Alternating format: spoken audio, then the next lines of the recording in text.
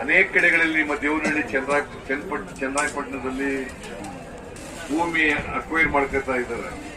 Investment ಬರಬೇಕು ನಿಜ, investment ಬರದೇನೆ ಉದ್ಯೋಗ ಸೃಷ್ಟಿ ಆಗೋದೆಲ್ಲ ನಿಜ. ಅದಂತೇಳಿ ರೈತರನ್ನ ಒಕ್ಲೇಪಿಸ್ತಕ್ಕಂಥ ಕೆಲಸ ಮಾಡಬಾರ್ದು. ಭೂಮಿ ಫಲವತ್ತಾದಂತ ಭೂಮಿನೇ ಅಕ್ವೈರ್ ಮಾಡಿಕೊಡ್ಬೇಕು ಅಂತೇನಿಲ್ಲ. ಬರಡು ಭೂಮಿ ಇರ್ತದೆ, ಸರ್ಕಾರಿ ಜಾಗ ಇರ್ತದೆ, ಅಂತ ಭೂಮಿಗಳನ್ನು ನೋಡಿ ಕೊಡಬೇಕು. ಅವರಿಗೆ ಇಂಡಸ್ಟ್ರಿ ಬರಬೇಕು ನಿಜ. ಅದಂತೇಳಿ ರೈತರಿಗೆ ಅನ್ಯಾಯ ಮಾಡಕ್ ಹೋಗಬಾರ್ದು. ಬಲಾತ್ಕಾರವಾಗಿ ಭೂ ಸ್ವಾಧೀನ ಮಾಡ್ಕೊಳ್ತಕ್ಕಂಥ ಕೆಲಸವನ್ನು ರೈತರ ಪರವಾಗಿ ಇರಬೇಕು. ಸರ್ಕಾರ ಮಾಡ್ತಾ ಇರ್ತಕ್ಕಂಥ ಭೂ ಸ್ವಾಧೀನವನ್ನ ವಿರೋಧ ಮಾಡಿ ರೈತರ ಮೇಲಿನ ದೌರ್ಜನ್ಯವನ್ನ ಖಂಡಿಸಿ ಅನಿರ್ದಿಷ್ಟಾವಧಿ ಧರಣಿಯನ್ನ ಹಮ್ಮಿಕೊಂಡಿದ್ದೀರಿ. ನಿಮ್ಮ ಧರಣಿಗೆ ನನ್ನ ಸಂಪೂರ್ಣ ಬೆಂಬಲ ಇದೆ. ಅಂತ ಸಿದ್ದರಾಮಯ್ಯನವರೇ, ನಾವು ನುಡಿದಂತೆ ನಡೆದಿದ್ದೇವೆ ಅಂತೇಳಿ ರಾಜ್ಯಾದ್ಯಂತ ಹೇಳ್ಕೊಂಡು ಓಡಾಡ್ತಾ ಇದ್ದೀರಾ.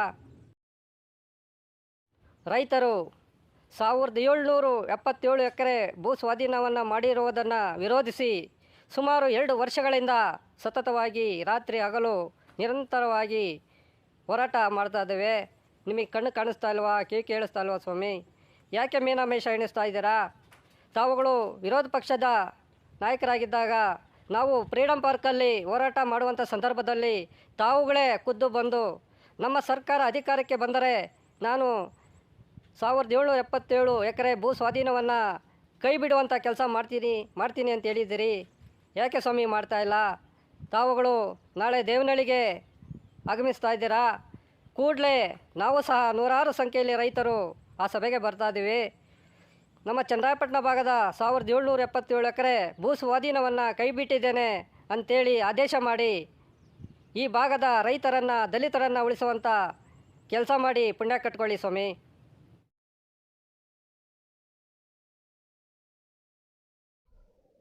ಜಿಲ್ಲೆಯ ಪಕ್ಕದಲ್ಲೇ ಇರುವಂಥ ಬೆಂಗಳೂರು ಗ್ರಾಮಾಂತರ ಜಿಲ್ಲೆ ದೇವನಹಳ್ಳಿ ತಾಲೂಕಿನ ಚನ್ನರಾಯಪಟ್ಟಣ ಹೋಬಳಿಯ ಸುಮಾರು 13 ಹಳ್ಳಿಗಳ 1777 ಎಕರೆ ಜಮೀನನ್ನು ಈ ಒಂದು ಸರ್ಕಾರ, ಹಿಂದಿನ ಸರ್ಕಾರದಲ್ಲಿ KIDB ಇಂದ ಕಳೆದುಕೊಳ್ಳುವಂಥ ಒಂದು ಹುನ್ನಾರ ಆಗಿತ್ತು.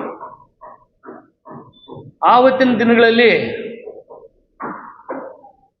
ಈ ಒಂದು ಹೋರಾಟ ಪ್ರಾರಂಭ ಆಗಿ ಸುಮಾರು 1180 ದಿನಗಳ ಕಾಲ ಹೋರಾಟನ ಮುಂದುವರಿಸ್ಕೊಂಡು ಬರ್ತಾನೆ ಇದ್ದಾರೆ. ಈಗಿರುವಂಥ ಸನ್ಮಾನ್ಯ ಮುಖ್ಯಮಂತ್ರಿಗಳು ಸಿದ್ದರಾಮಯ್ಯನವರು 2.5 ವರ್ಷ 3 ವರ್ಷಗಳ ಹಿಂದೆನೇ ನಾವು ಫ್ರೀಡಮ್ ಪಾರ್ಕಲ್ಲಿ ಒಂದು ಸಭೆ ಮಾಡ್ತೀವಿ, ಒಂದು ಪ್ರೊಟೆಸ್ಟು. ಆ ಒಂದು ಪ್ರೊಟೆಸ್ಟ್ನ ವೇದಿಕೆಗೆ ಬಂದು ನಾವು ಇವತ್ತು ವಿರೋಧ ಪಕ್ಷದಲ್ಲಿ ಇದ್ದೀವಿ, ನಾವು ಅಧಿಕಾರಕ್ಕೆ ಬಂದ ತಕ್ಷಣ ಈ 13 ಹಳ್ಳಿಗಳ ರೈತರ 1777 ಎಕರೆಯನ್ನು ನಾವು ಕೈ ಬಿಡ್ತೀವಿ ತಕ್ಷಣ ಅಂತಂದ್ಬಿಟ್ಟು ಮಾತು ಕೊಟ್ಟಿದ್ದಂಥ ಮುಖ್ಯಮಂತ್ರಿಗಳೇ, ದಯವಿಟ್ಟು ಇದನ್ನ ತಾವು ಆ ಮುಖ್ಯಮಂತ್ರಿಗಳು ಕಿವಿಗೆ ಬೀಳೋ ಥರ ನೀವು ಮಾಡಬೇಕು ಅಂತ ತಮ್ಮೆಲ್ಲರಲ್ಲೂ ಮನವಿ ಮಾಡ್ಕೊತಾ ಇದ್ದೀನಿ. ಈ ಒಂದು ಮುಖ್ಯಮಂತ್ರಿ ಮಾತು ತಪ್ಪಿದ ಮುಖ್ಯಮಂತ್ರಿ. ಇವರು ಏನು ಕಣ್ಣು ಮುಚ್ಕೊಂಡು ಮಣ್ಣು ತಿಂತಾ ಇದ್ದಾರಾ, ಇಲ್ಲ ಕಣ್ಣು ತೆರೆದು ಅನ್ನ ಬೆಳೆಯೋರಂಥ ಒಂದು ಆವೇದನೆಯನ್ನು ಅರ್ಥ ಮಾಡ್ಕೊತಾ ಇದ್ದಾರಲ್ಲೋ ಇಲ್ವೋ ನಮಗೆ ಗೊತ್ತಾಗ್ತಾ ಇಲ್ಲ. ಇವತ್ತು ಇಂಥ ಅವಿವೇಕಿ ಮುಖ್ಯಮಂತ್ರಿಗಳು ಇರ್ಬೋದು, ಉಪಮುಖ್ಯಮಂತ್ರಿಗಳಿರ್ಬೋದು. ಯಾಕಂತಂದರೆ ಅಲ್ಲಿರುವಂಥ ಹೋರಾಟಗಾರರು ಅವರ ಒಂದು ನೋವನ್ನು ನಾವು ಕಿವಿಗೆ ಬಿದ್ದಾಗ ನಮ್ಮ ಒಂದು ಇದು ಮನಸ್ಸು ತುಂಬ ಆಘಾತವಾಗ್ತಾ ಇದೆ.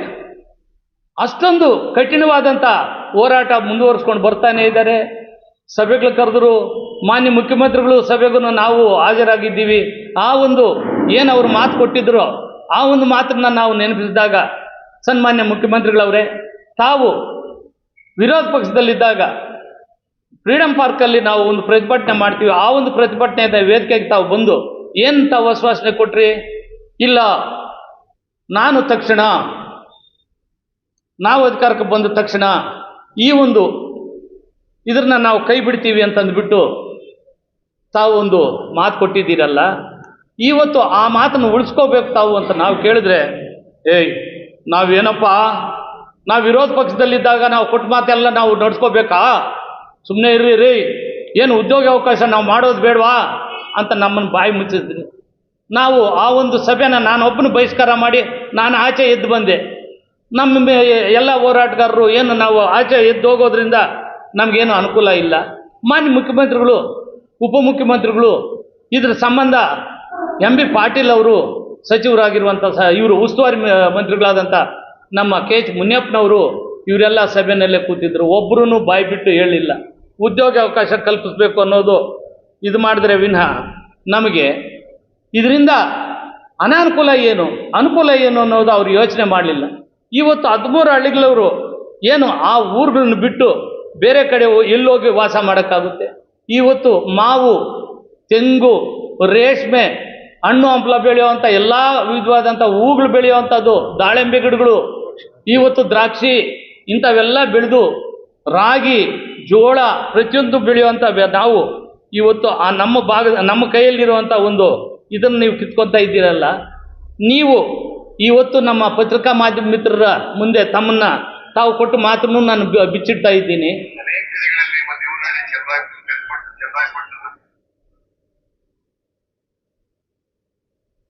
ಸರ್ ಕೇಳಿಸ್ಕೊಳ್ಳಿ ದಯವಿಟ್ಟು ಅವ್ರು ಮಾತಾಡಿರೋ ಮಾತುಗಳು.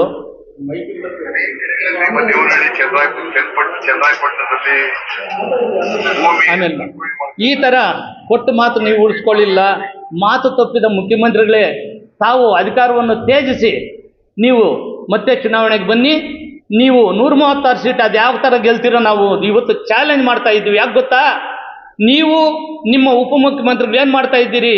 ಒಂದು ಅಹಂನಲ್ಲಿ ತೇಲಾಡ್ತಾ ಇದ್ದೀರಿ. ಏನು 136 ಸೀಟು ನನ್ನಿಂದಲೇ ಅಂತ ಉಪಮುಖ್ಯಮಂತ್ರಿಗಳು ಹೇಳ್ತಾರೆ, ನನ್ನಿಂದಲೇ ಅಂತ ತಾವು ಹೇಳ್ತಾ ಇದ್ದೀರಿ. ತಾವೊಂದು ಕಡೆ ಅಧಿಕಾರಕ್ಕಾಗಿ ಚೇರ್ನ ಕೀಳ್ತಾ ಇದ್ದೀರಿ, ಉಪಮುಖ್ಯಮಂತ್ರಿಗಳು ಇನ್ನೊಂದು ಕಡೆ ಇಳಿತಾ ಇದ್ದಾರೆ. ನಿಮಗೆ ಈ ಒಂದು ಅಧಿಕಾರ ಕೊಡಬೇಕಾದ್ರೆ ಇದರಲ್ಲಿ ರೈತ ಸಂಘಟನೆಗಳ ಶ್ರಮ ಇದೆ, ದಲಿತ ಸಂಘಟನೆಗಳ ಶ್ರಮ ಇದೆ, ಮಹಿಳಾ ಸಂಘಟನೆಗಳ ಶ್ರಮ ಇದೆ. ಎಲ್ಲ ನಾವು ಒಗ್ಗೂಡಿ 3 ಕಾನೂನುಗಳು ಕಾಯ್ದೆ ಮಾಡಿದ್ರು ಯಾರು? BJP ಸರ್ಕಾರದಲ್ಲಿ ಕೇಂದ್ರದವರು. ಅದನ್ನ ವಿರೋಧವಾಗಿ ಇದನ್ನ ನಾವು ಎಲ್ಲ ಒಂದು ಒಕ್ಕೂಟ ಅಂತ ಮಾಡಿಕೊಂಡು, ಕರ್ನಾಟಕದಲ್ಲಿ ಎಲ್ಲ ಸಂಘಟನೆಗಳು ಒಕ್ಕೂಟ ಅಂತ ಮಾಡಿಕೊಂಡು ಪ್ರತಿಯೊಂದು ಜಿಲ್ಲೆ ಒಳಗೇನೆ ನಮ್ಮ ಹಿರಿಯರು ಹೋರಾಟಗಾರರಾದಂಥ ವೀರ ಸಂಗಯ್ಯನವರು ಇರ್ಬೋದು, ನೂರ್ ಶ್ರೀಧರ್ ಅವರು ಇರ್ಬೋದು, ಸಮತಲ ಇರ್ಬೋದು, ಗಾಯತ್ರಿ ಮೇಡಮ್ನವರು ಇರ್ಬೋದು, ಇನ್ನೊಂದು ಸಿರಿಮನೆ ನಾಗರಾಜ್ ಅವರು ಇರ್ಬೋದು, ಈ ಥರ ಹಲವಾರು ಹೋರಾಟಗಾರರ ಜೊತೆಗೆ ನಾವೆಲ್ಲ ಸೇರಿಕೊಂಡು ಪ್ರೊಫೆಸರ್ ಪ್ರಕಾಶ್ ಕಮ್ಮರಡಿ ಅವರು ಇರ್ಬೋದು, ಇನ್ನು ನಿಮ್ಮ ಒಂದು ಆಡಳಿತ ಪಕ್ಷದಲ್ಲೇ ಇವಾಗ ಯೋಜನಾ ಆಯೋಗದ ಸಮಿತಿನ ಉಪಾಧ್ಯಕ್ಷರೇ ಆಗಿರ್ಬೋದು BR ಪಾಟೀಲ್ ಸಾಹೇಬರು ಎಲ್ಲ ಸೇರಿಕೊಂಡು ನಾವು ಎಲ್ಲ ಕಡೆ ಸೇರಿ ಎದ್ದೇಳು ಕರ್ನಾಟಕ ಅಂತ ಕಾರ್ಯಕ್ರಮ ಮಾಡಿ ಇವತ್ತು ಅವ್ರನ್ನ ಕುರ್ಚಿನಿಂದ ಕೆಳಗಿಳಿಸಿ, ಇನ್ನೊಂದು ಇದರಲ್ಲಿ ಮುಖ್ಯವಾಗಿ ವಿಶೇಷವಾಗಿ ಗುತ್ತಿಗೆದಾರರ ಸಂಘದ ಅಧ್ಯಕ್ಷರಾದಂಥ ಅವರು ಇವತ್ತು ನಮ್ಮ ಮುಂದಿಲ್ಲ. ಕೆಂಪಣ್ಣನವರು ನಿಮ್ಮ ಸರ್ಕಾರ ಅಧಿಕಾರಕ್ಕೆ ಬರಬೇಕಾದ್ರೆ ಮೊದಲನೇದಾಗಿ ಗುತ್ತಿಗೆದಾರರ ಅಧ್ಯಕ್ಷರಾದಂಥ ಕೆಂಪಣ್ಣನವ್ರಿಗೆ ಸಲ್ಲಬೇಕಿದು. ನಮ್ಮ ಒಂದು ಎಲ್ಲ ಸಂಘಟನೆಗಳು ಈ ಒಂದು ಗೌರವ ಸಲ್ಲಬೇಕು. ಯಾಕಂತಂದರೆ ಅಧಿಕಾರಕ್ಕೆ ನಾವು ತಂದಿದ್ದು ಅಂತ ನಾವು ಒಂದು ಗರ್ವದಿಂದ ಹೇಳ್ತಾ ಇದ್ದೀವಿ. ನಿಮ್ಮನ್ನೆಲ್ಲ ಅಧಿಕಾರದಲ್ಲಿ ಕೂರಿಸ್ಬೇಕಾದ್ರೆ ನಾವೆಲ್ಲ ಕಾರಣ. ಇದನ್ನು ಬಿಟ್ಟುಬಿಟ್ಟು ನಾವು ಇವತ್ತು ಏನೋ ಒಂಥರ ನೋವಿನಲ್ಲಿದ್ದೀವಿ. ಯಾಕಂತಂದರೆ ಇಂಥ ಅವಿವೇಕಿ ಕೈಗಳಿಗೆ ನಾವು ಅಧಿಕಾರ ಕೊಟ್ಟವಲ್ಲಪ್ಪ. ಇವತ್ತು 1180 ದಿವಸ ನಮ್ಮ ಈ ಚನ್ನರಾಯಪಟ್ಟಣದಲ್ಲಿರ್ಬೋದು, ಇಲ್ಲಿ ಕುಡಿತೀನಿ ಇದರಲ್ಲಿ ಸುಮಾರು 700 ದಿನಗಳಾಗಿದೆ. ಇವತ್ತು ಕುಂದಾಣ, ಇವತ್ತು ಇಲ್ಲಿ ಮಸ್ತೇನಹಳ್ಳಿ, ಇಲ್ಲಿ ಜಂಗಮಕೋಟೆ ಹೋಬಳಿ, ಈ ಕಡೆ ಏನ್ರಿ ನೀವು ಮಾಡ್ತಾ ಇರೋವಂಥ ಅಧಿಕಾರ? ಯಾರ್ರಿ ನಿಮಗೆ ಈ ಒಂದು ಸರ್ವಸ್ವತಂತ್ರ ಅಧಿಕಾರ ಕೊಡಬೇಕಾದ್ರೆ ನಾವು ಕಾರಣ? ನಾನು ನಿಮ್ಮಲ್ಲಿ ನೇರವಾಗಿ ಪ್ರಶ್ನೆ ಮಾಡ್ತಾ ಇದ್ದೀನಿ. ನೀವು ಎಲ್ಲೋ ಒಂದು ಅಧಿಕಾರಕ್ಕಾಗಿ ಅಹಂನಲ್ಲಿ ತೇಲಾಡ್ತಾ ಇದ್ದೀರಿ. ಇದನ್ನು ದಯವಿಟ್ಟು ಬಿಟ್ಬಿಟ್ಟು ಈ ಒಂದು ಅಹಮ್ಮನ್ನು ಬಿಟ್ಬಿಡಿ. ಗ್ಯಾರಂಟಿಗಳು ಅಂತ ನೀವು ಬಡ್ಕೊತಾ ಇದ್ದೀರಿ. ನಿಮ್ಮ ಗ್ಯಾರಂಟಿಯಿಂದ ಮುಂದಿನ ಚುನಾವಣೆಯಲ್ಲಿ ನಿಮ್ಮ ಸರ್ಕಾರ ಇರೋದೇ ಗ್ಯಾರಂಟಿ ಇಲ್ಲ. ಮುಂದಿನ ಚುನಾವಣೆಯಲ್ಲಿ ನೀವು ಗ್ಯಾರಂಟಿಗಳು ಕೊಟ್ಬಿಟ್ಟಿದ್ದೀವಿ ಅನ್ನೋ ಒಂದು ಅಹಂನಲ್ಲಿ ತೇಲಾಡ್ತಾ ಇದ್ದೀರಿ. ಆದರೆ ನಿಮ್ಮಿಂದ ರಾಜ್ಯ ಸರ್ಕಾರ ಇರುವಂಥ ನಮ್ಮ ಒಂದು ರಾಜ್ಯದಲ್ಲಿ ಯಾವುದೇ ಅಭಿವೃದ್ಧಿ ಆಗ್ತಾ ಇಲ್ಲ. ಅಭಿವೃದ್ಧಿ ಶೂನ್ಯ, ಅಭಿವೃದ್ಧಿ ಕುಂಠಿತ ಆಗಿದೆ. ಏನೋ ನೀವು ಬೇರೆ ವಿದೇಶಗಳಲ್ಲಿರೋರಿಗೆಲ್ಲ ಮಾರಾಟ ಮಾಡೋಕ್ಕೋಸ್ಕರ ಈ ಒಂದು KIDB ಅನ್ನೋ ಒಂದು ಕಳ್ಳ ಸಂಸ್ಥೆಯನ್ನ ಹಗಲು ದರೋಡೆ ಸಂಸ್ಥೆಯನ್ನ ನೀವು ಮುಂದಿಟ್ಕೊಂಡು ನೀವು ಈ ಒಂದು ಇದು ಮಾಡ್ತಾ ಇದ್ದೀರಿ. ಮುಂದಿನ ದಿನಗಳಲ್ಲಿ ನಿಮ್ಮ ಸರ್ಕಾರ ಉಳಿಯೋದೇ ಗ್ಯಾರಂಟಿ ಇಲ್ಲ. ದಯವಿಟ್ಟು ಸನ್ಮಾನ್ಯ ಮುಖ್ಯಮಂತ್ರಿಗಳೇ, ಎಲ್ಲ ಸಂಘಟನೆಗಳು ಒಗ್ಗೂಟದಿಂದ ನೀವು ಇವತ್ತು ಮುಖ್ಯಮಂತ್ರಿಗಳಾಗಿದ್ದೀವಿ 2ನೇ ಬಾರಿ.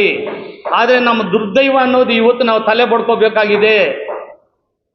ಮಾನ್ಯ ಉಪಮುಖ್ಯಮಂತ್ರಿಗಳು ಆದಂಥ DK ಶಿವಕುಮಾರ್ ಅವರೇ, ನನ್ನಿಂದಲೇ ಬಂದಿರೋದು ಅಂತ ನೀವು ಹೇಳ್ತಾ ಇದ್ದೀರಿ. ನಿಮ್ಮಿಂದ ಅಲ್ಲ. ಎಲ್ಲ ಸಂಘಟನೆಗಳ ನಮ್ಮ ಹೋರಾಟದ ಫಲದಿಂದಾಗಿ BJP ಅವ್ರನ್ನ ಕೆಳಗಿಳಿಸಿದ್ವಿ, ನಿಮಗೆ ಅಧಿಕಾರ ಕೊಟ್ಟಿದ್ದೀವಿ. ನೀವು ಇಷ್ಟೊಂದು ಅವಿವೇಕಿಗಳು ಅಂತ ನಾವು ಅಧಿಕಾರ ಕೊಡಲಿಲ್ಲ.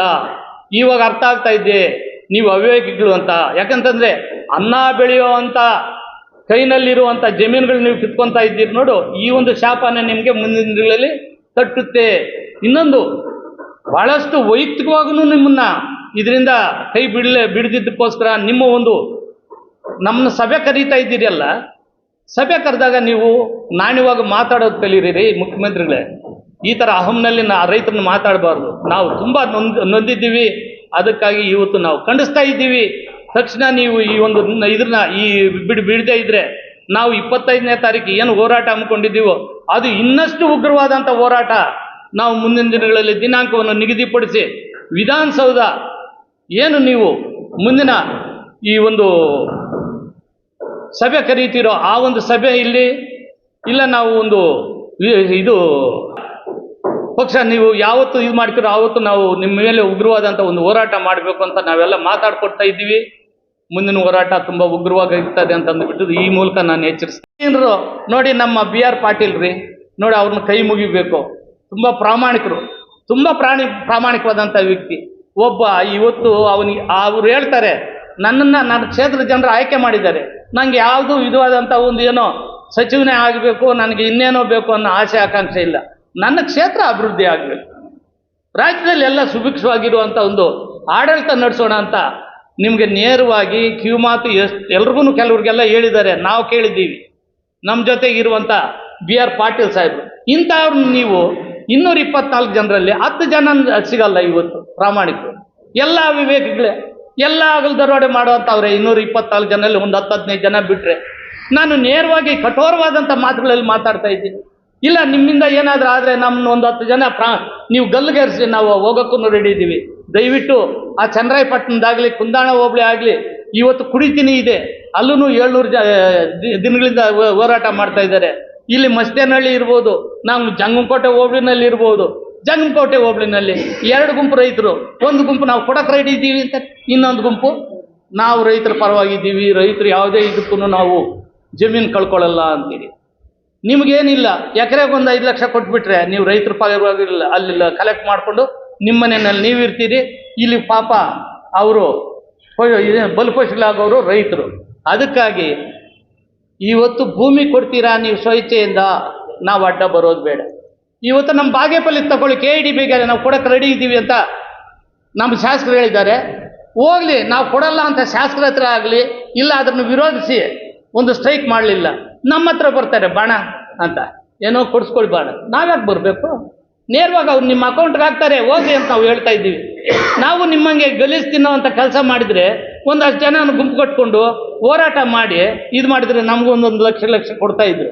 ಯಾಕೆ ನಾಳೆ ಬೆಳಗ್ಗೆ ನಾವು ಅಂತ ಉಗಿಸ್ಕೊಂಡು ಸಾಯೋಕ್ಕಿಂತ ಒಂದು ಒಳ್ಳೆ ಪ್ರಾಮಾಣಿಕವಾದಂಥ ಒಂದು ಸಂಘಟನೆಯಪ್ಪ, ಪರವಾಗಿಲ್ಲಪ್ಪ ವ್ಯಕ್ತಿ ಹೋರಾಟಗಾರರು ಪ್ರಾಮಾಣಿಕವಾದ ಅನ್ಸ್ಕೋಬೇಕು ಅನ್ನೋದೇ ನಂಬ್ತಾ ಇದ್ದೀನಿ. 80-90 ಭಾಗ ರೈತರು ವಿರೋಧ ಮಾಡ್ತಾ ಇದ್ದೀವಿ. ಅಲ್ಲಿ ಕೆಲಸ ಇನ್ನು ನಾವು ಜಮೀನು ಕೊಟ್ಟಿಲ್ಲ. ಇವಾಗ ಪೂರ್ತಿ ಅಕ್ವೈರ್ 20 ವರ್ಷಗಳು ಅಂದರೆ 2005ರಲ್ಲಿ ನಾವು ಕೊಟ್ಟಿರುವಂಥ ಭೂಮಿನ ಇವತ್ತು ಅವರು ಅಭಿವೃದ್ಧಿ ಮಾಡಿಲ್ಲ. ಹಂಗೆ ಗಿಡಗಂಟುಗಳೆಲ್ಲ ಬೆಳೆದಿದೆ, ಯಾವುದೂ ಅಭಿವೃದ್ಧಿ ಮಾಡಿಲ್ಲ. ಕೆಲವೊಂದು ಭೂಮಿಗಳನ್ನ ಖಾಸಗಿ ಕಂಪನಿಗಳಿಗೆ ಇವ್ರು ಕೊಟ್ಟಿದ್ದಾರೆ. ಯಾವುದು ಸರ್ಕಾರ ಅಭಿವೃದ್ಧಿ ಆಗಲಿ ಸರ್ಕಾರ ಯೋಜನೆಗಳಿಗಾಗಲಿ ಅವರು ಯಾವುದು ಮಾಡಿಲ್ಲ. ಇವತ್ತು 1777 ಎಕರೆ ಏನು ಕೇಳ್ತಾ ಇದ್ದಾರೋ ಅದು ಇವತ್ತಿಗೆ ನಾವು ಅವ್ರನ್ನ ಪ್ರವೇಶ ಮಾಡೋಕ್ಕೆ ಬಿಟ್ಟಿಲ್ಲ.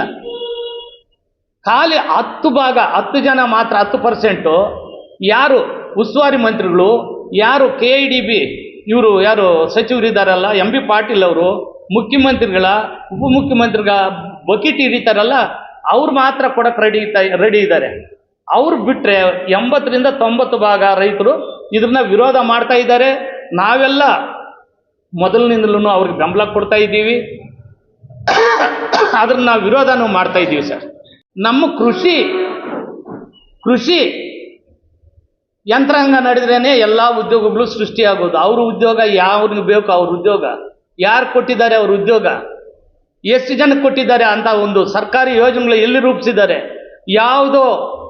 ಇದ್ಯಾವುದು ಹಲಾಲ್ಕೋರ್ನ ಜೊತೆನಲ್ಲಿ ಇಟ್ಕೊಂಡು ಅವರಿಂದ ಕಮಿಷನ್ ಪಡೆಯುವಂಥ ಎಲ್ಲ ಖಾಸಗಿ ವ್ಯಕ್ತಿಗಳಿಗೆ ಇವ್ರು ಕೊಟ್ಟು ಅವ್ರ ಹತ್ರ ನಾವು ಬೇಡ್ತಿನಕ್ಕೆ ಯಾವುದು ನಮ್ಮ ಭದ್ರತೆ ಏನಿದೆ, ಉದ್ಯೋಗ ಭದ್ರತೆ ಏನಿದೆ, ನಮಗೆ ಅಂಥ ಸರ್ಕಾರದ ಉದ್ಯೋಗ ಅವಕಾಶ ಕಲ್ಪಿಸ್ಕೊಡುವಂಥ ಸರ್ಕಾರಗಳಿಂದ ಶೂನ್ಯ ಆಗಿದೆ. ಇದ್ರವರೆಗೂ ಪ್ರಾಮಾಣಿಕವಾದಂಥ ಸರ್ಕಾರಗಳು ನಡೆಸ್ಕೊಂಡು ಬಂದಿರುವಂಥ ಪುಣ್ಯಾತ್ಮರೆಲ್ಲ ಇವಾಗ ದೂರ ಆಗಿದ್ದಾರೆ. ಇವಾಗ ಎಲ್ಲ ವಿವೇಕಿಗಳು ಎಲ್ಲ ಅಗಲದರೋಡೆ ಮಾಡೋರನ್ನ ಮಾತ್ರನೇ ಇವಾಗ ಆಯ್ಕೆ ಮಾಡಿ ವಿಧಾನಸೌಧಕ್ಕೆ ಕಳಿಸ್ತಾ ಇದ್ದೀವಿ. ನಮ್ಗೆ ಅವ್ರ ಉದ್ಯೋಗ ಅವಕಾಶ ಬೇಡ ಸರ್, ಅವ್ರ ಉದ್ಯೋಗಗಳು ಬೇಡ. ನಾವು ಏನಿದ್ದೀವೋ ನಾವು ಕೃಷಿ ಮಾಡಿಕೊಂಡು ನಾವು ಬದುಕಿದ್ರೆ ಕೂಲಿ ಕಾರ್ಮಿಕರಂತೆ ಪ್ರತಿಯೊಂದು ಉದ್ಯೋಗ ಸೃಷ್ಟಿಯಾಗೋ. ಒಂದು ಮಾವು ಬೆಳೆಯೋರು ಮಾವು ಬೆಳೀತಾನೆ, ಅದರಿಂದ ಒಂದು ಕಂಪನಿಗಾಗಿ ಹೋಗುತ್ತೆ, ಅಲ್ಲಿ ಕ್ರಷ್ ಆಗುತ್ತೆ, ಅಲ್ಲಿ ಕೆಲವೊಂದು ತಂಪು ಪಾನೀಯಗಳಿಂದ ರೆಡಿ ಮಾಡ್ತಾರೆ. ಈ ಥರ ಉದ್ಯೋಗಗಳು ನಮ್ಮಿಂದ ಸೃಷ್ಟಿ ಆಗ್ತಾ ಇರೋವಾಗ ಅವ್ರನ್ನೇನು ಸರ್ ನಾವು ಉದ್ಯೋಗ ಅವಕಾಶ ನಮ್ಗೆ ಕೂಡಿ ಅಂತ ಕಲ್ಪಿಸೋದು? ಇವ್ರು ನಮ್ಮನ್ನು ದರೋಡೆ ಮಾಡೋಕ್ಕೋಸ್ಕರ ನಮ್ಮ ಕೈಯಲ್ಲಿರುವಂಥ ಒಂದು ಜಮೀನನ್ನು ಕಿತ್ಕೊಳ್ತಾ ಇದ್ದಾರೆ. ಅದು ಇನ್ನೊಂದು ಸರ್, ಎಲ್ಲಿದೆ? ಏನು ಫಲವತ್ತಾದಂಥ ಭೂಮಿಯನ್ನು ಕಿತ್ಕೊಳ್ಳೋವಂಥ ಒಂದು ಇದು ಎಲ್ಲಿದೆ? ಎಲ್ಲ ಫಲವತ್ತಾದಂಥ ಭೂಮಿಗೆ ತಗೊಳ್ರಿ ನೀವು. ಏನು ಖರಾಬ್ಗಳಿದೆ ಇವಾಗ, ಏನು ಕೃಷಿಗೆ ಯೋಗ್ಯವಾಗದೆ ಇರುವಂಥ ಒಂದು ಭೂಮಿಗಳು ಸಾವಿರಾರು ಎಕರೆಗಳಿದೆ, ಅದರಲ್ಲಿ ಮಾಡಿರಿ ನೀವು. ಬೀದರ್ ಕಡೆ ಹೋಗ್ರಿ, ಎಷ್ಟು ಸಾವಿರಾರು ಎಕರೆಗಳು ಬಿದ್ದಿವೆ, ಮಾಡಿರಿ ಅಲ್ಲಿ. ಯಾಕೆ ಬೆಂಗಳೂರು ಸುತ್ತಮುತ್ತಲು ಫಲವತ್ತಾದ ಭೂಮಿಗಳಿಗೆ ನೀವು ಕೈ ಮಾಡ್ತಾ ಇದ್ದೀರಿ? ನಾವು ಮುಂದೆ ಬದುಕುಗಳು ಹೇಗೆ? ನಮ್ಮ ಮಕ್ಕಳ ಭವಿಷ್ಯತ್ತು ಏನಾಗಬೇಕು? ಇವತ್ತು ನೀವು ಏನು ಇದು ಭೂಮಿನ ಕಸ್ಕೊತಾ ಇದ್ದೀರಿ ನಮ್ಮಿಂದ. ನಮ್ಮ ಮಕ್ಕಳ ಭವಿಷ್ಯತ್ತೇನು? ಮುಂದೆ ನಾವೇನು ತಿನ್ನಬೇಕು? ನಮ್ಮ ತಾತನ ಕಾಲದಿಂದ ಉಳಿಸ್ಕೊಂಡು ಬಂದಿರುವಂಥ ಭೂಮಿಗಳನ್ನ ಇವತ್ತು ನಾವಂತೂ ಸಂಪಾದನೆ ಮಾಡೋಕ್ಕಾಗಲ್ಲ. ಅಂಥ ಭೂಮಿನ ನಮ್ಮ ಕೈಯಿಂದ ನೀವು ಕಿತ್ಕೊತಾ ಇದ್ದೀರಲ್ಲ ಮಾನ್ಯ ಮುಖ್ಯಮಂತ್ರಿಗಳೇ. ನಿಮ್ಮನ್ನ ಯಾವ ಥರ ಮಾತಾಡಬೇಕು, ಗೌರವ ಕೊಡಬೇಕಂತಂದ್ರೆ ಗೌರವ ಸ್ಥಾನದಲ್ಲಿ ಇದ್ದೀರಿ. ಆದರೆ ನಿಮಗೆ ಬುದ್ಧಿ ಇದೆಯೋ ಇಲ್ವೋ ನಮ್ಗೆ ಅರ್ಥ ಆಗ್ತಾ ಇಲ್ಲ. ನೀವು ಸ್ವಲ್ಪ ಯೋಚನೆ ಮಾಡಿ ದೀರ್ಘವಾಗಿ. ಇವ್ರ ಕೈಯಿಂದ ಕಿತ್ಕೊಂಡ್ರೆ ಎಷ್ಟು ಜನ ಬಾಯಿಗೆ ಮಣ್ಣಾಗ್ದಂಗೆ ಆಗುತ್ತೆ. ನೀವು ಇನ್ನೊಂದು ಕಣ್ಣು ಮುಚ್ಕೊಂಡು ಮಣ್ಣು ತಿನ್ನಬೇಡಿ, ಕಣ್ಣು ತೆಗೆದು ಅನ್ನ ತಿನ್ನಿ. ಇದನ್ನ ಪದೇ ಪದೇ ಹೇಳ್ತಾ ಇದ್ದೀನಿ. ಈ ಮಾತು ತಾವು ದಯವಿಟ್ಟು ಕೇಳಿಸ್ಕೋಬೇಕು. ಕಣ್ಣು ಮುಚ್ಕೊಂಡು ಮಣ್ಣು ತಿನ್ನಬೇಡಿ, ಕಣ್ಣು ತೆಗೆದು ಅನ್ನ ತಿನ್ನಿ. ಯಾಕಂದರೆ ನಾವು ಬೆವರು ಸುರಿಸಿ ಅನ್ನ ಬೆಳೆದು ದೇಶಕ್ಕೆ ಆಗ್ತಾ ಇದ್ದೀವಿ. ನಮ್ಮ ಕೈಯಲ್ಲಿರುವಂಥ ಭೂಮಿನ ಕಸ್ಕೊಂಡ್ರೆ ನಿಮ್ಗೆ ದೇವರು ಒಳ್ಳೇದು ಮಾಡಲ್ಲ. ನಿಮ್ಗೆ ಮುಂದಿನ ದಿನಗಳಲ್ಲಿ ರಾಜಕೀಯವಾಗಿ ನೀವು ನಿರ್ನಾಮ ಇಲ್ಲಿಗೆ ಲಾಸ್ಟ್ ಕೊನೆ ಅಂತ ನಾನು ಈ ಒಂದು ರೈತರ ಪರವಾಗಿ ನಮ್ಮ ಹೊಟ್ಟೆ ಉರಿ ತಾಳಲಾರ್ದೆ ನಾವು ಶಾಪ ಇಡ್ತಾ ಇದ್ದೀವಿ. ಪರಿಹಾರ ಕೇಳಲಿ, ನಮ್ಮ ರೈತರ ಪರವಾಗಿ ಹೆಚ್ಚಿನ ಪರಿಹಾರ ಕೇಳಲಿ. ಅವ್ರ ಕಿವಿಗೆ ಈ ಮಾತು ಹೇಳಿದಾರೋ ಇಲ್ವೋ ನಮ್ಮ ಹೋರಾಟಗಾರರಾಗಲಿ ಯಾರೇ ಆಗಲಿ, ಇಲ್ಲ ಅವರು ಒಂದು ನಮ್ಮನ್ನು ಸಭೆ ಕರಿಬೇಕಾಗಿತ್ತು. ಇಲ್ಲ ಕನ್ನಡ ಪರ ಸಂಘಟನೆಗಳಿರ್ಬೋದು, ರೈತರ ಪರ ಸಂಘಟನೆಗಳಿರ್ಬೋದು, ಬೇರೆ ಬೇರೆ ದಲಿತ ಪರ ಸಂಘಟನೆಗಳಿರ್ಬೋದು, ಇಲ್ಲ ಭೂಮಿ ಮಾಲೀಕರಿರ್ಬೋದು, ಎಲ್ಲರನ್ನೂ ಕೂರಿಸಿ ಏನಪ್ಪ ಇದು ಎಲ್ಲರದ್ದು ಸಮಾಧಾನ ಅಂತ ನಮ್ಮಿಂದನೂ ಅವರು ಒಂದು ತಗೋಬಹುದಾಗಿತ್ತು. ಯಾಕಂತಂದರೆ ಇವತ್ತು 1,20,00,000 ಕೊಟ್ಟು ಬಿಡ್ತಾರೆ. ವಾಚ್ಗಳು, ಉಂಗುರಗಳು, ಬ್ರಾಸ್ಲೈಟ್ಗಳು, ಕಾರ್ಗಳು ಎಲ್ಲ ಹಿಡಿತಾರೆ. 2 ವರ್ಷದಲ್ಲಿ ಎಲ್ಲ ಮಂಗಮಾಯ ಆಗೋಗುತ್ತೆ. ಆವತ್ತು ಅಲ್ಲಿ ಬಂದಿರುವಂಥ ಏನು ಫ್ಯಾಕ್ಟ್ರಿಗಳ ಹತ್ರ ನಾವು ಗುಲಾಮಗಿರಿ ಕೆಲಸ ಮಾಡಕ್ಕೆ ಹೋಗ್ಬೇಕು. ಅದಕ್ಕೋಸ್ಕರ ಇವತ್ತು 1,20,00,000 ಸಾಲದು. ಅದರ 2 ಇನ್ನು 3 ಪಟ್ಟು ಅಂತಂದರೆ ಅದು 3,60,00,000 1 ಎಕರೆಗೆ ಕೊಡಬೇಕು. ಅದ್ರ ಹಿಂದಿಂದ 70 ಲಕ್ಷ ಅಂತ ಇದ್ದೀರಿ. 7,321 ಅಂತಂದರೆ 2,10,00,000 ಕೊಡಬೇಕು. ಅದ್ರ ಹಿಂದಿಂದ ಏನು ಈ ಥರ 3 ಪಟ್ಟು 2 ಪಟ್ಟು ಜಾಸ್ತಿ ಮಾಡಿಸಿ ಇವತ್ತು ಏನು ಸುಪ್ರೀಂ ಕೋರ್ಟ್ ಆದೇಶ ಇದೆ, ಎಲ್ಲ ಕೋರ್ಟ್ಗಳ ಆದೇಶ ಇದೆ. ಇವತ್ತು ಇಲ್ಲಿ 80 ಭಾಗ ಕೊಡೋಕೆ ನಿಮ್ಮ ಮಾತು ಯಾರೂ ನಿಮ್ಮ ಮಾತಿಗೆ ಅಡ್ಡಿ ಮಾಡ್ತಾ ಇಲ್ಲ. ಮಾನ್ಯ ನೈತಿಕತೆ ಇಲ್ಲ ನಿಮಗೆ. ನಾಚಿಕೆ ಮಾನ ಮರ್ಯಾದೆ ಏನಾದರೂ ಇದ್ದರೆ ನೀವು DK ಶಿವಕುಮಾರ್ ಅವರು ಮೊದಲನೇದಾಗಿ ನೀವು ರಾಜೀನಾಮೆ ಕೊಡಬೇಕು. ಏನು ಹೋದರೆ ಎಷ್ಟು ಇದ್ರೆ ಎಷ್ಟು ಈ ಅಧಿಕಾರ, ಈ ಗ್ಯಾರಂಟಿಗಳಿಂದ ಮುಂದೆ ನೀವು ಕಾಂಗ್ರೆಸ್ ಪಕ್ಷನೇ ಹಾಳು ಮಾಡ್ತಾ ಇದ್ದೀರಿ. ಕಾಂಗ್ರೆಸ್ ಪಕ್ಷನೇ ಇರೋದು ಗ್ಯಾರಂಟಿ ಇಲ್ಲ, ನಿಮ್ಮ ಸರ್ಕಾರ ಬರೋದು ಇಲ್ಲ, ಗ್ಯಾರಂಟಿ ಇಲ್ಲ. ನಾನು ಖಾರವಾಗಿ ಹೇಳ್ತಾ ಇದ್ದೀನಿ. ನೀವು ಏನಾದರೂ ನಿಮಗೆ ಇದ್ದಿದ್ರೆ ನಮ್ಮಂಥವ್ರು ನೇಣಿಗಾಕಿ ನಾವು ನೇಣಿಗೂ ಹೋಗೋಕ್ಕೆ ಕೊಳ್ಳೊಡ್ಡಕ್ಕೆ ರೆಡಿ ಇದ್ದೀವಿ. ಯಾಕೆ ರೈತರನ್ನ 3 ವರ್ಷದಿಂದ ಬೀದಿ ಪಾಲು ಮಾಡಿ ಮಕ್ಕಳನ್ನ ಬಿಟ್ಟು ಮನೆ ಬಿಟ್ಟು ಸೊಸೆಗಳನ್ನ ಬಿಟ್ಟು ಹೆಣ್ಮಕ್ಳನ್ನ ಬಿಟ್ಟು ಬೀದಿನಲ್ಲಿ ಕೂತ್ಕೊಂಡಿದ್ದಾರೆ ಹೆಂಗಸರು. ನಮ್ಮ ತಾಯಂದ್ರೆಲ್ಲ ಅಲ್ಲಿ ಕೂತಿದ್ದಾರೆ, ನೀವು ನೋಡಬೇಕು ದಯವಿಟ್ಟು. ಯಾಕೋ ಅಲ್ಲೂ ನಮಗೆ ಮಾಧ್ಯಮ ಮಿತ್ರರು ಪತ್ರಿಕಾ ಮಿತ್ರರು ತುಂಬ ಸಹಕಾರ ಮಾಡಿದ್ದಾರೆ, ನಮಗೆ ತುಂಬ ಬೆಂಬಲ ಕೊಟ್ಟಿದ್ದಾರೆ. ದಯವಿಟ್ಟು ನಮ್ಮ ಜಿಲ್ಲೆ ಇದು, ನಮ್ಮ ಸ್ಥಳೀಯ ಜಿಲ್ಲೆ, ನಿಮ್ಮಲ್ಲಿ ನಾನು ಮನವಿ ಮಾಡ್ಕೊಳ್ಳೋದೇ ಅಲ್ಲ, ನಿಮ್ಮ ಮೇಲೂ ನನ್ನ ಕಾರವಾಗಿ ನಿಮ್ಮ ಬೆಂಬಲ ನಾನು ಕೋರ್ಬೋದು. ನನಗೆ ಆ ಹಕ್ಕಿದೆ. ನಿಮ್ಮೆಲ್ಲರ ಹತ್ರನೂ ನಿಮ್ಮ ಬೆಂಬಲವಾಗಿ ನಿಮ್ಮ ಬೆಂಬಲ ನಮ್ಗೆ ಕೊಡಬೇಕು ಅಂತಂದ್ಬಿಟ್ಟು ತಮ್ಮಲ್ಲಿ ಪದೇ ಪದೇ ನಾನು ಕೋರ್ತಾ ಇದ್ದೀನಿ. ದಯವಿಟ್ಟು ಇದು ಮಾನ್ಯ ಮುಖ್ಯಮಂತ್ರಿಗಳಿಗೆ ಈ ಒಂದು ಇದನ್ನ ಸುದ್ದಿ ಮುಟ್ಟಿಸ್ಬೇಕು ಅಂತ ಅವರೇ ಫೋನ್ಗಳು ಮಾಡ್ತಾ ಇದ್ದಾರೆ.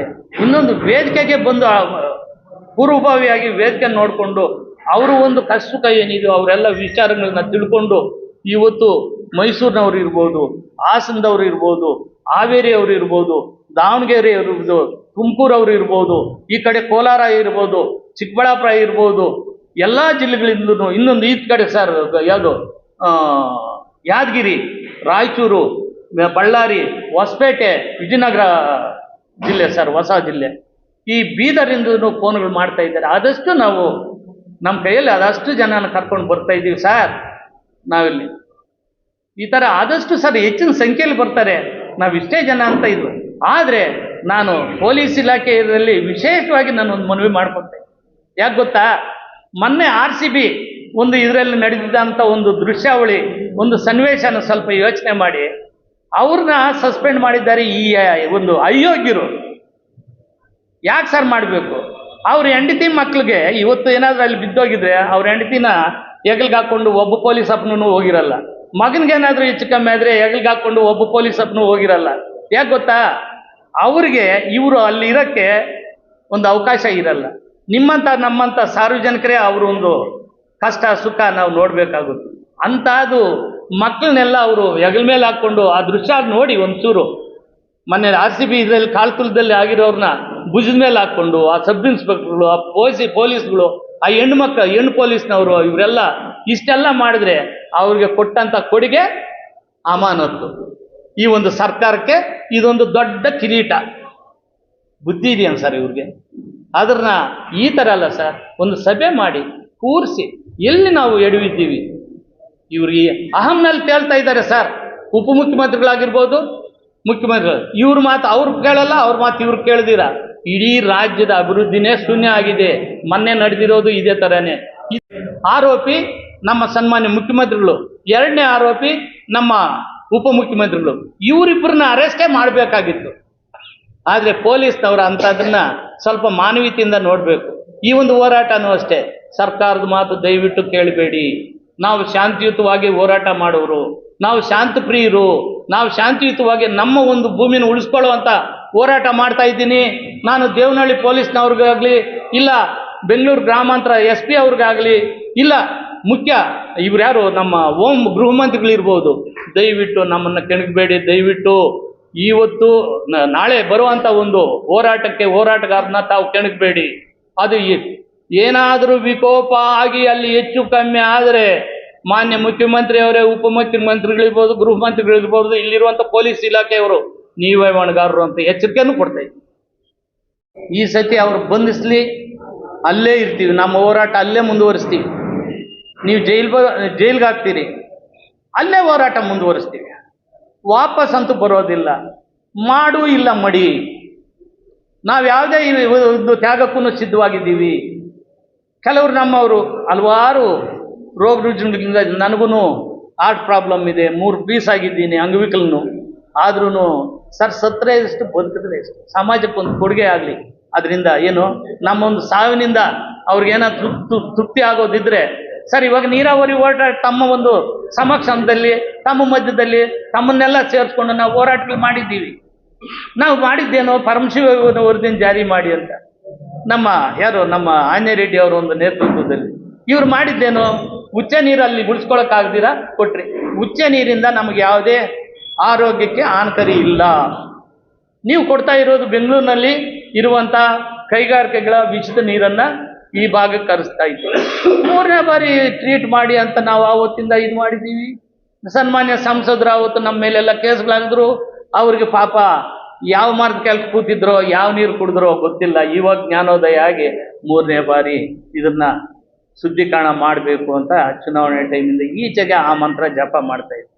ಇಲ್ಲಿರುವಂಥ ಶಾಸಕರು ಅದ್ರ ಬಗ್ಗೆ ಪಾಪ ಅವ್ರಿಗೆ ಗಮನ ಇಲ್ಲ. ಇವರು ಇನ್ನೇನಿಲ್ಲ ಸರ್, ಈ ಕ್ಷೇತ್ರದ ಚಿಕ್ಕಬಳ್ಳಾಪುರ ಲೋಕಸಭಾ ಕ್ಷೇತ್ರದ ಸಂಸದರು UKG-ನಲ್ಲಿ ಇರಬೇಕಾಗಿತ್ತು, ಇಲ್ಲಿರುವಂಥ ಶಾಸಕರು LKG-ನಲ್ಲಿ ಇರಬೇಕಾಗಿತ್ತು. ಅವ್ರಿಗೇನೋ ಒಂದು ಅದೃಷ್ಟವಶಾತ್ ಈ ಪದವಿ ದಕ್ಕಿದೆ. ಮಹಾನುಭಾವರು ಇಂಥವರು ಸ್ವಾಮಿ ಇನ್ನೊಂದು ಬಾರಿಗೆ ಈ ಕ್ಷೇತ್ರದ ಜನತೆ ಆಗಲಿ, ಈ ಲೋಕಸಭಾ ಕ್ಷೇತ್ರದ ಜನತೆ ಆಗಲಿ ಇಂಥವ್ರನ್ನ ಮಾತ್ರ ಇದು ಮಾಡಿ ಎಲ್ಲರ ಬಾಳನ್ನು ಹಾಳು ಮಾಡೋ ಥರ ಮಾಡಬೇಡ್ರಿ. ಕ್ಷೇತ್ರ ಪೂರ್ತಿ ಅಭಿವೃದ್ಧಿ ಶೂನ್ಯ ಆಗೋಗ್ಬಿಟ್ಟಿದೆ.